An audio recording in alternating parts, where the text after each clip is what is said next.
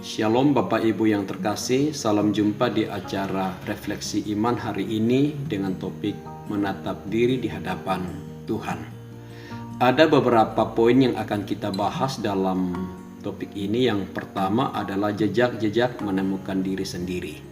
Artinya, menemukan diri sendiri merupakan perjalanan yang tidak pendek, melelahkan, membosankan, dan harus selalu bertanya, merefleksikan, mengevaluasi, mau membuka hati, pikiran, dan ingatan. Menemukan diri bukan sesuatu yang instan. Menemukan diri sendiri harus berani jatuh bangun dan gagal.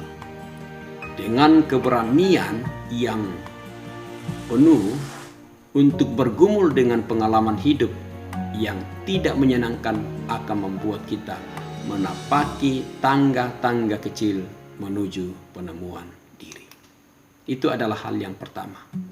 Kemudian dasar firman Tuhan dari pertama Tawarik pasal 17 ayat 16b mengatakan begini. Siapakah aku ini ya Tuhan Allah, dan siapakah keluargaku, sehingga engkau membawa aku sampai sedemikian ini. Itu adalah landasan teologisnya. Kemudian hal yang kedua, siapakah aku? Artinya, setiap orang berhak mengatakan apa saja tentang dirinya. Apa yang terjadi pada diri kita bukan orang lain yang menentukan, tetapi terletak pada diri kita sendiri. Proses menemukan diri sendiri seperti layaknya melakukan perjalanan panjang yang melelahkan. Tidak sulit menemukan diri sendiri, asalkan kita berani dan terbuka menerima diri kita tanpa syarat dan tidak menjadikan diri kita seperti orang lain.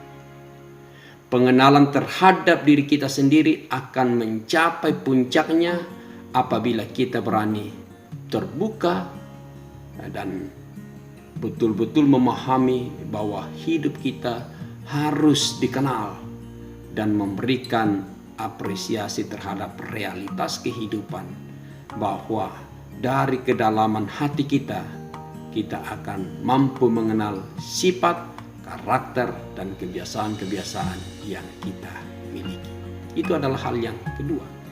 Kemudian hal yang ketiga, menemukan potensi diri yang dapat kita narasikan bahwa potensi tidak dapat berkembang secara optimal apabila kita merasa puas dengan yang kita miliki sekarang ini. Yang kita perlukan adalah mengembangkannya secara terus-menerus sesuai dengan tuntutan yang ada.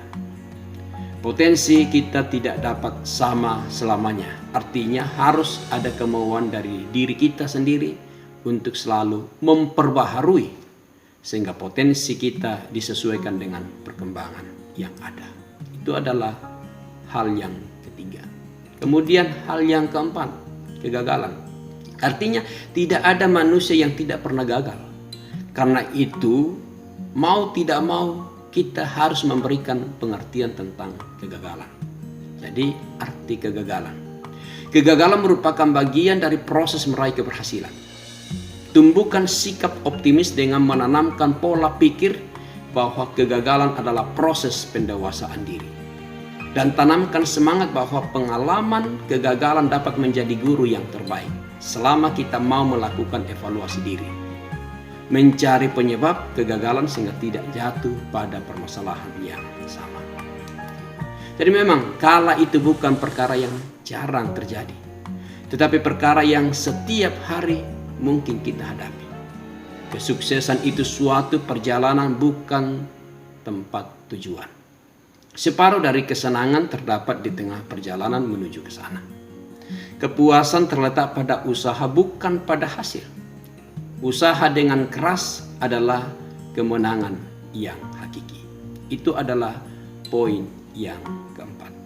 Kemudian poin yang kelima, yaitu nilai kegagalan. Jadi nilai kegagalan seumpama berlian, adalah sebongkah batu yang menjadi berharga setelah melalui proses yang keras. Kesusahan dan kekalahan memungkinkan kita mengembangkan akal dan tetap maju ke depan. Ya. Sebab Sebagian orang apabila gagal terus terpuruk dalam kegagalannya. Namun sebagian juga yang lain tetap belajar dan terus maju.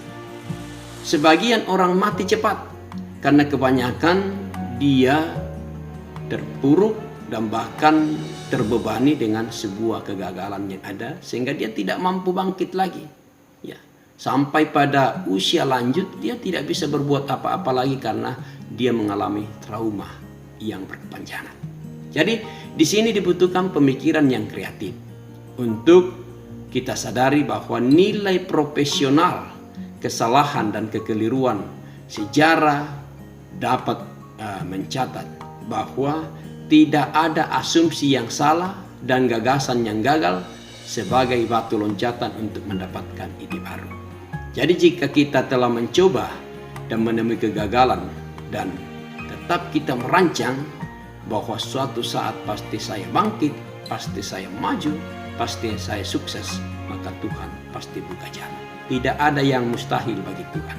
Sepanjang kita mempercayakan hidup kita kepada Tuhan, mempercayakan pekerjaan kita kepada Tuhan, bahwa Tuhan turut bekerja di dalam semua yang kita lakukan. Nah, apa yang dikatakan Yeremia pasal 1 ayat 5? Sebelum aku membentuk engkau dalam rahim ibumu, aku sudah mengenal engkau. Dan sebelum engkau keluar dari kandungan, aku telah menguduskan engkau. Aku telah menetapkan engkau menjadi nabi bagi bangsa-bangsa. Sebuah penegasan teologis bahwa dari awal Allah mengenal kita. Karena itu tidak ada alasan bagi kita untuk tidak menatap Allah, membuka diri kepada Allah, sebab layaknya kita mengenal orang yang sudah merancang kita sejak dari kandungan ibu. Jadi saya kira mari kita tetap menatap diri di hadapan Tuhan, bukan di hadapan dunia. Sebab hanya Tuhanlah yang mampu mengendalikan perjalanan kehidupan kita.